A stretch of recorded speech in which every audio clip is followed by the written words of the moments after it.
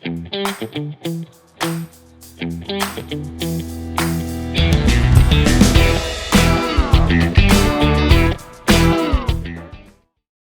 guest on the Savage Leader podcast is Michel Kripalani.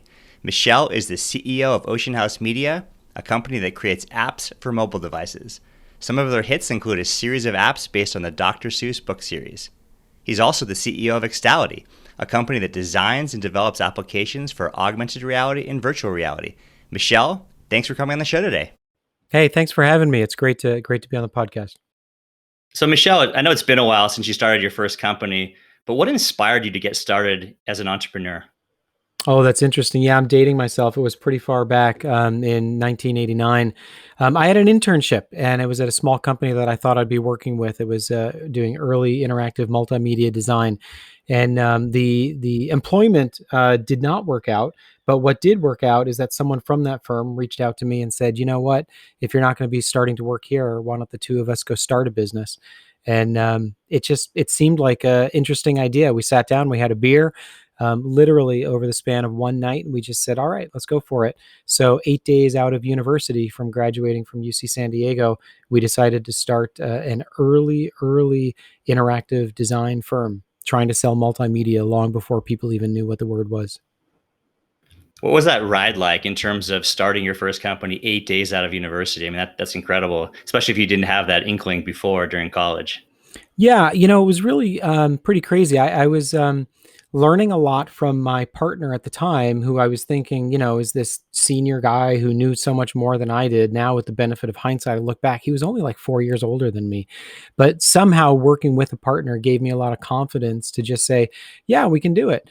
We started lining up some clients. We really, got ourselves out there. And actually, some really cool work came out of it. I ended up programming the world's first interactive multimedia magazine during those years. And we did some pretty groundbreaking projects. It wasn't a super financially successful company, but for 2 years, I was able to pay myself and made a name for myself and started to understand what running a business was all about. What was it like in terms of some of those leadership mindsets and skills? And a lot of the focus on this podcast is, of course, about leadership. And what were some of those things you had to learn along the way? I think one of the biggest things was just learning that to tackle everything with a can-do attitude, almost like, rather than looking at a problem and sort of saying, we don't know how to get over this wall. The question is a little bit more like, how can we get over this wall, or how can we get around it, or how can we break through it? There's just so much of that in entrepreneurship. I find that creative problem solving is one of the most important skills of all entrepreneurs. And creative problem solving starts with the assumption of, yep, we're going to be able to solve this. Now, how are we actually going to do it? Many years later, I can remember signing contracts I signed a contract with Microsoft. It was a multi-million-dollar deal. And I turned to my CTO and I said, we're going to be able to do this, right? And he said, I have no idea how we're going to do it. And I signed the paperwork anyhow. And we just said, well, we're going to figure it out along the way. So there's an attitude of just a knowingness of putting yourself on a limb and saying, yep, we're going to figure it out. Yeah, instead of saying why this won't work, it's just how can this work? How can we make this work? Exactly. Because, boy, I tell you, every business I've started, I could find, if I talk to 10 people, 9 people would say that's the stupidest idea ever. You're never going to make any money. Don't even try to do it. So if you listen to too many people, I don't know. You just kind of have to say, yes, we're going to be able to figure it out. We're going to be willing to put ourselves in a position of pain. We know that we have to solve it. And you put a bunch of smart people together and you just do what you need to do. Yeah, people always talk about the restaurant business as being notoriously challenging and what percent fail. I think 9 out of 10. But I always think about as an entrepreneur, well, tell me an easy business to start and I'll go do that. Oh, it's just, yeah. I don't know that there is such a thing as an easy business. I'm heavily involved with this group called Entrepreneurs Organization. It's 14,000 people around the world that have all started businesses that have achieved a certain level of success. There's about 200 members in San Diego. And I just look around and I'm like, every person feels like they must be working one of the hardest businesses they've ever worked and solving challenges that no one's ever solved. I think it just comes with the territory. Absolutely. The entrepreneurship journey is definitely not always the easy one.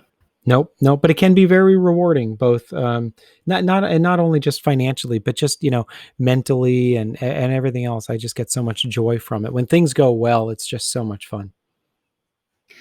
In terms of reflecting back on your first company, but really any of the four that you started, what are some of the challenges you've encountered specifically from a leadership perspective? Any new mindsets you had to develop, anything you had to break through to be successful? Yeah, I mean, the most successful companies, when I look back on them and I ask why were those particular companies or those years of those companies successful, it always comes down to the team that we were able to build and the motivation that we were able to infuse in those people. When you have a multidisciplinary team that is just motivated to crush it, nothing can stop you. And the tricky thing is it's hard to do. It's hard to find the right people. It's hard to find a way to motivate them. And it and when you get it all lined up, it's just like magic, because then you just step back and watch, and amazing teams do incredible things. Yeah, absolutely. It really does come down to the team and starts with getting the right people on board. Always. I've always thought about in terms of how you motivate people, in terms of being more nuanced, in terms of approaching people with different styles, different motives, different personalities in different ways to be most successful. But what do you do in terms of building the best teams within your companies? So let me see, the best way to build the best teams. At the core, I'm always looking for people that are willing to learn and willing to grow. I will take someone with less experience that has the right attitude compared to someone that has an incredible skill set but a really shitty attitude. So it's all about having the team dynamic and folks that are really, really motivated and driven. And as a leader, we have to understand what drives people. In a lot of cases, it's not financial. Financial is a component, but most often people are driven by things that have nothing to do with money. They want to have a sense of purpose. They want to have a sense of doing something that's important. They want to do something of scale. And when the leader can paint that vision and say, hey, when you are a member of this team, we together will achieve XYZ. That's when you can really get people to give you their all. And that's what you need, especially in a startup and in a true entrepreneurial setting. You need people to give you their all if you really want to succeed. Definitely. It's funny is actually a lot of times people lead with money as being the number one driver if they're trying to land a new job or a new career. But when you tease it apart, it's always something more important, a sense of purpose, a sense of accomplishment, or as you mentioned, just being part of a fantastic team. Yep. Yep. I found that being part of a fantastic team alone gets the right people to be on board. I think back to some of the teams that I had, for example, at Presto Studios, my second company, when we were doing independent video game design, and some of the work that we were doing when we were doing Myst 3 and some of these incredible projects. Those teams were just insane. And to see where those folks have gone now is pretty incredible. Yeah, there's got to be a huge sense of accomplishment to develop people and to see them go on and be wildly successful in their future career in life. One of my dearest friends started as an intern with us at Presto, and I remember distinctly the phone call that he called me about 2 years ago, and he said, "You are the first person I'm telling other than my wife, but I am about to accept a job as a vice president of Disney, and I'm going to have a team of 1,000 technicians underneath me." And I was just like, "Dude, that is Wow. crazy." I remember when we were sitting playing video games together, and you were in junior high school. It's amazing, and it's an incredible feeling when you can help people and help just contribute even a small piece to building up their career. Absolutely. What a fantastic sense of accomplishment. I know personally for me, people I've mentored, but also those who've mentored me, I'll always love to share those successes of, hey, look what I did or look what I accomplished. It's just such a great thing that people really appreciate. Yeah, and I think the best managers sort of get themselves out of the way. When you can help people to be the best that they can be, instead of focusing on yourself so much. That's really where a lot of that special, fairy dust resides. People that really want to get better, the manager finds a way to open those doors, help them out, help them to learn and grow. And then that's what starts that flywheel cycle of the company getting what they need and the individual getting what they need as well. Something that struck me was you've been in the game for design and development for a long time, since the early days of your career. And something I think is a struggle sometimes as an entrepreneur is, how do you continue to stay sharp? How do you learn? How do you get better? And from your career, I know you had a stint at Autodesk where you're part of more of a corporate entity with I imagine, a strong learning and development arm. But how have you grown? How have you learned? Because I know right now you've entered into AR and VR applications. And what have you done to stay sharp and to learn new skills? Yeah, that's a pretty deep question. My target every year is to read about 50 books. I consume a lot of tech information online as well, and I really try to make sure that I'm sharp and I understand what's going on with the trends. I'm a big fan of the work of Peter Diamandis and his books, Abundance and Bold, and The Future is Faster Than You Think, and a lot of the folks coming out of Singularity. So I'm very much in the tech side. So those are things that of interest to me. On the business side, that's one of the reasons I mentioned it earlier with Entrepreneurs Organization. Surrounding myself with other entrepreneurs that are all pushing and striving. I learn a ton from the people around me. And then I learn a lot from the world-class leaders that we bring in as speakers. So just I guess a quick short plug on that for anyone on this podcast that is an entrepreneur or thinking about one. Look into Entrepreneurs Organization, because they have an accelerator program that helps people once they get their businesses started. They really help them to grow up. Yeah, you make a great point that peer-to-peer development is so important.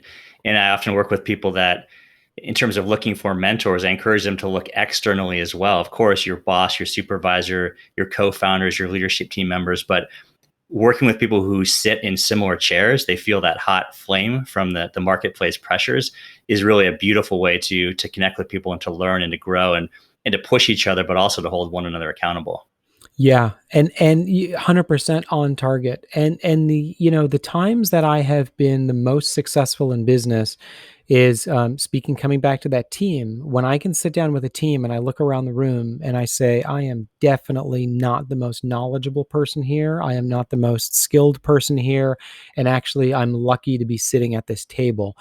And I think the real danger is oftentimes managers and leaders reach a point where everyone in the room is looking to them for answers and solutions. And I've learned from firsthand experience that when it reaches that point, the business is really at a precipice and in a bad place, because you do not want to be the most knowledgeable person at the table, or else it's going to stunt the growth of the business. That's a great point, is you're comfortable with not knowing the answers to every situation. A lot of times people feel like the most senior person has to have all the answers, but really it's a facilitator. It's about bringing on the best people that have subject matter expertise and really that complement the skills that you do have. I think that's exactly it. The best managers are really coaches. They're coaches of their people. They don't have to be knowledgeable in the industry. The best example of that is a friend of mine. He's become a friend of mine, Alan Mulally, who is the CEO. He was at Boeing. He was the CEO that turned around Ford, and has had a very, very successful career in managing. And it's interesting because when he went into Ford, people looked at him and said, "What do you know about, building automobiles?" And he said, I don't, but I know how to run teams. And, by the way, we used to build airplanes. And if you have a mistake in an airplane, it falls out of the sky. I think I can figure out automobiles." But the earliest manager meetings that he had, when people came to him and said, "We have a problem," he would say, "I don't know what to do, but let's go find someone who can help." And usually, in most cases, within a day or 2 days, they would find someone within the Ford organization that had the knowledge that they needed to solve their problem. So I think when managers look for the answers inside themselves, oftentimes they're limiting the possibility of what could be, instead of really reaching out to folks that are true industry experts.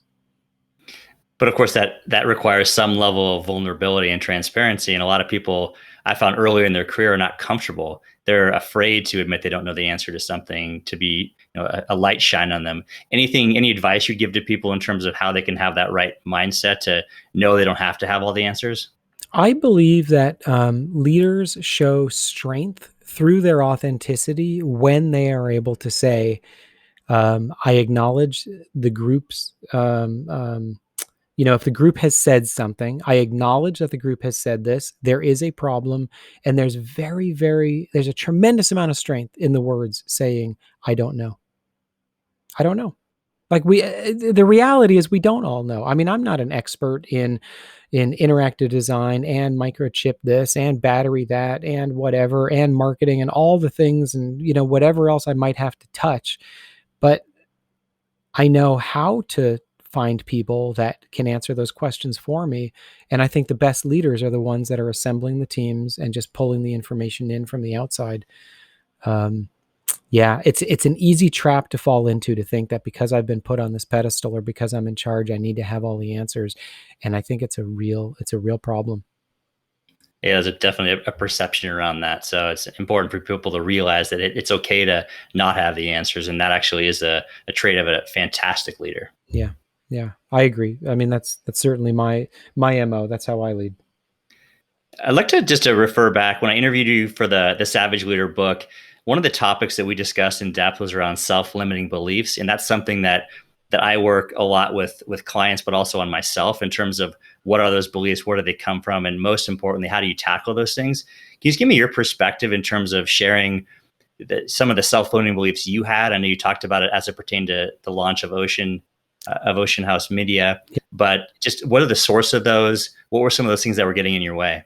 Well, the thing is, it's so easy to play small in life. And, I don't know about you, but I look up to a lot of leaders out there that have been successful. I know some of these folks have character flaws, whether it's Steve Jobs or Elon Musk or Jeff Bezos or whatever. I mean, they're strong leaders. They have issues. Let's not get into the details of it. But one thing that's common for all of them is they were willing and able to dream big and put out some big visions. And one of the things that I have had to work on for myself is dreaming bigger and tackling things that are bigger. It's easy to sit sort of and not strive too hard. What if I fail? Mentality. I'm not going to put myself out there. And now that I've done this long enough now, I'm in my 50s. I have learned that all of my most successful, proud moments have come when I have literally put myself out on a limb and done something beyond my current skill set or my capabilities at the time when I said yes. And that is everything from personal life to business choices to even the woman that I married. True story. Karen and I met online. The very first time I saw her, I was completely stunned, and I literally went into self-talk of, "You can do this. You can do this. You can do this." So, like, no joke, on all levels, I've had self-limiting beliefs. And in the case of Oceanhouse Media, it was actually Karen that said, why don't we try to go after the rights for Dr. Seuss? And I was like, it's just the two of us, and we're running this business out of our house, and we're just small, and we haven't gotten to the scale yet. We haven't achieved what we need to do yet to be able to pitch it. And it took me a while to get there with her encouragement to really think like, okay, wait, how could I do this if we were to do this? And it didn't take more than 10 minutes of thought before I had a possible path forward that we were able to execute on. And it wasn't more than 2 weeks or a month, perhaps tops, before we had a verbal agreement on a deal with Dr. Seuss Enterprises. So we have to be willing to dream big if we want to have big lives. And I don't know about all the listeners on the podcast, but personally, I'm interested in having a big, extraordinary life. And I realize that in order to do that, I have to not only dream big, but I have to be willing to jump off the cliff and build the wings on the way down. Yeah, that putting yourself in a point and place of discomfort is really important, not just to grow, but to really tackle those self-limiting beliefs. So for me, I always had a self-limiting belief about English capability because I didn't get into AP English in high school and struggled to analyze literature in college. But what I realized is that it wasn't saying, hey, you're not a great writer or even an okay writer. It was you're struggling with some analyzing some literature. And so for me, part of the impetus for writing the book was really around challenging myself to do something I didn't think I could do or never thought I could do. Never associated myself as an author, and I still don't, but it'd just be a fun challenge to sign myself up for. I think that's it. I think that if there's an inkling of interest to do something, and even if the skill set is all the way at rock bottom, and I'm not saying that your English skill set was rock bottom, but even if it is, um, hard work and a desire to learn it can actually pay off. I tend to do a lot of public speaking. I have learned that my public speaking goes better when I interject humor. And there's a little bit of a natural wit that I enjoy, that I have sometimes when I'm on stage, and I realize that that doesn't just come magically; it comes with practice. And I actually took some stand-up comedy lessons at the encouragement of Karen, to say, like, this is important, this is going to help you. Talk about being out of your comfort zone, trying to do stand-up comedy, and yet now I've learned the basics of how to do joke writing and how to do this and how to do delivery. All of these things help. And I want to touch on one thing that you mentioned. I think that we get caught up on, what did we do when we were in school? Where were we in a formal environment? And how were we relative to our peers? And I realized that, I mean, it doesn't matter what class I was taking in high school or college, in about, 1 to 3 months of dedicated study now at my age, I could learn anything I needed to learn at whatever level I needed to learn at, at a college level or whatever. I mean, all these universities have all these courses that are all available. Um, there's nothing stopping us from learning anything in the world that we want to learn. It's really just time and desire. Yeah, there's so many resources out there, from digital tools to books to people to speakers and so forth. But another great way to overcome self-limiting beliefs is get to the underlying data. What is it? Where's the gap? Is it knowledge? Okay, go acquire that knowledge. Is it a skill? Okay, go learn a skill. Is it a new mindset? Okay, figure out how you can switch your mind around so you can have that different mindset to be successful. 100%. 100%. And mindset and attitude is critical. It's the foundation of all of it. Yeah, I mean, truly, I think most people, what's between their ears truly is the only thing that gets between them and success. Obviously, with some limitations on that, of course. But you're exactly on that. And I think that I catch myself, I have in the past caught myself many times when I think about a dream that I have, and then I think about how I'm spending my most precious commodity, which is my time, and whether or not I'm actually going after that dream. And there's been a number of times where I've looked at how I choose to spend my time, and I've realized that it's just not serving me.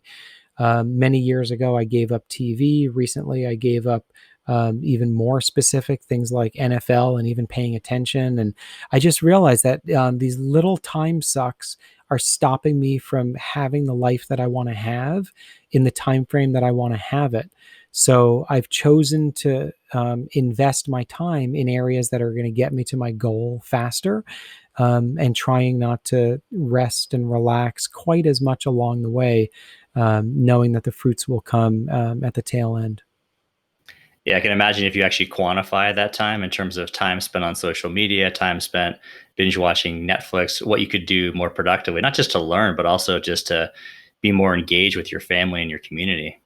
Well, that's it exactly, isn't it? I mean, this idea of binge watching on Netflix, it just doesn't grok with me, and I'm glad that I sort of gave up TV before that, because we just don't turn it on. Um, I would much rather. I mean, I've got stacks of business books sitting right next to me. I've got a list of at least 20 or 30 books that I want to get through on my short list, and I would much rather get a third of a way through a book rather than some movie that I can't even remember a couple years from now. Of course, balancing it with some time to R&R to recharge and to unplug a little bit too.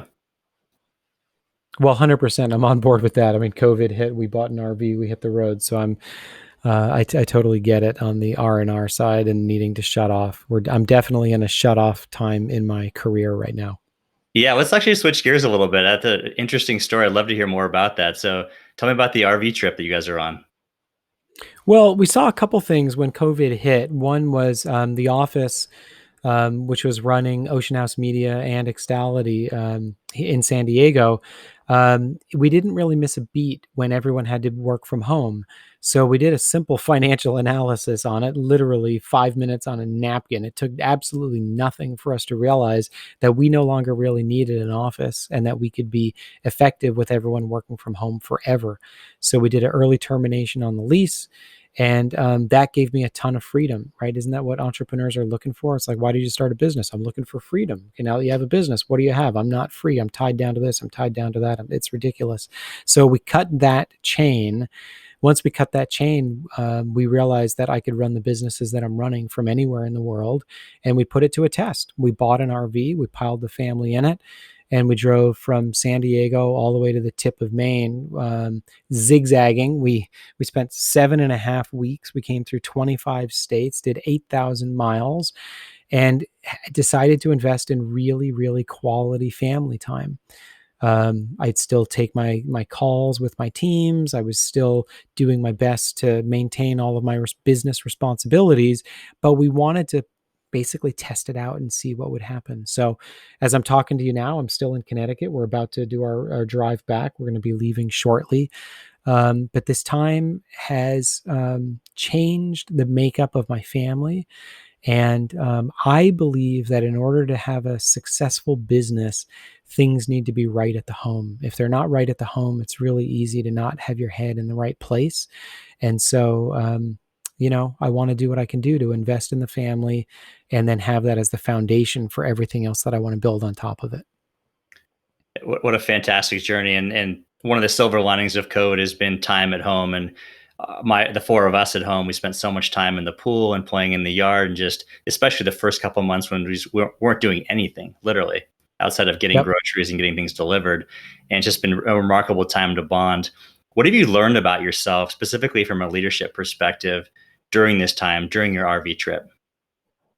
So I've had a lot of introspective time thinking about who I am, where I am, what I want to do, and how I want to spend my time. And just the way that I was talking about how I had found that I was wasting time on TV and even things like following football, I realized that I've been wasting too much time in the minutia of my businesses. My goal, my genuine desire is to be the owner of multiple businesses and the operator of none. And so I've been using this time to try to figure out how I can have these investments growing, doing what they need to do with the right teams, but without my day-to-day sort of caretaking of them. And I realize that I've got a long way to go to get there, but now I have a new vision of the life that I want to have. So my intention is clear. It's bold. It scares the crap out of me. There have been many times where I've left my business for, 2 months and come back to just an absolute train wreck. I mean, that happened once where we had a bunch of contracts. I was down in Australia. We had the video game company, came back, contracts had been canceled. No one was able to reach me. It was just a disaster. So there's been this fear of like, I've got to be there. I've got to be there. I've got to be there. And so personally, one of my challenges is to overcome this belief of like, it's not about me. I don't have to be there. I need to have the right team. The team will do the right things. I just need to check in on them, stay in your lane, focus on what you're good at, and let the company with the team build itself. So what does this hold for the future? Is this going to be a regular Kripalani trip on the RV across the country? I think it might. We actually have a vision of living around the world, taking the girls out of traditional school, putting them in virtual school. So I think there's a very high likelihood that we will become a mobile virtual family for a couple of years. Yeah. That just, to me, that sounds like a ton of fun, right? Like who wouldn't want to do that? Or, I mean, I guess there's people that wouldn't, but in my family, we all want to do that. And if we all want to do that, then we want to find a way to make it happen. Yeah, that's a dream of ours as well. I had the I don't know if it was luxury because it was a tough experience, but my parents pulled the plug on our Northern California life when I was 9. So my sister and I and my parents moved to Switzerland, went to the Swiss public school. Whole other story, incredible life experience, and would love to do that with our kids, whether it's domestically here in the U.S. or ideally somewhere in Europe or Latin America. That's it, right? And that imprinted on you, and you just said it. You want to do that with your kids. A similar thing happened with me. I got lifted up grade 7 and 8. I was in South Korea. Grade 9, I was in Australia. The life experience that came from it was just out of this world. And I want something similar for my daughters, and trying to figure out the best way to make that happen is one of the things that I'm actively working on. We've been talking about it a lot in the RV. You drive that far, you have a lot of time to talk with your wife and figure out, where you want to go. Absolutely. We do our annual trip to Lake Tahoe. We load up the car with dogs, cats, and even one trip goldfish, which my parents thought were hilarious. And so that's what our annual trip, to get away and just break away from the grind and really open our minds, and most importantly, have some great family time. That's it. Great. Well, thank you so much, Michel, for coming on. Where can people find more about you and your businesses? I'd say that if people want to find out more about me, just to go straight to my personal website, which is just michelkripalani.com. And if you want to know the spelling of that, you can get it from the podcast notes or from the name on there. I do some coaching, I do some speaking, and I just love entrepreneurship. I love working with folks that want to build businesses, want to build better lives for themselves, their families, and for their teams. And then for the companies themselves, it's Extality.com or Oceanhousemedia.com. Or if you want to find our apps, just type Dr. Seuss on your iPhone, they'll pop up. Very cool. Thank you so much for coming on and sharing your insights, Michel. Well, thank you. It's been a real pleasure. Thanks for listening to today's episode of the Savage Leader Podcast. My hope is you are walking away with tactics that you can apply to become a better leader in your life and in your career. If you're looking for additional insight and tactics, be sure to check out my book titled The Savage Leader, 13 Principles to Become a Better Leader from the Inside Out. Also, be sure to subscribe to the podcast, and I would truly appreciate it if you would leave a review and also rate the podcast. Thanks, and see you all in the next episode.